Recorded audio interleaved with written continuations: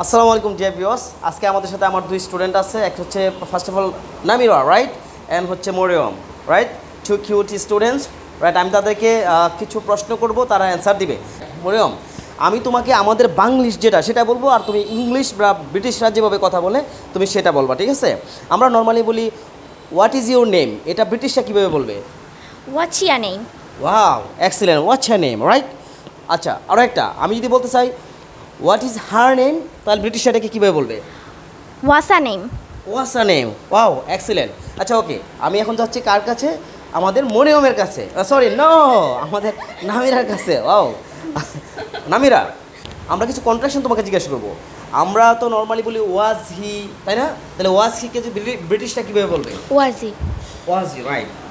এবং হ্যাজ হিকে কী বলবে? Has he? Has he, right. আমরা যদি বলি ইজ হিকে ব্রিটিশরা কীভাবে বলবে? Easy. Easy, right. তার মানে খুবই সিম্পল।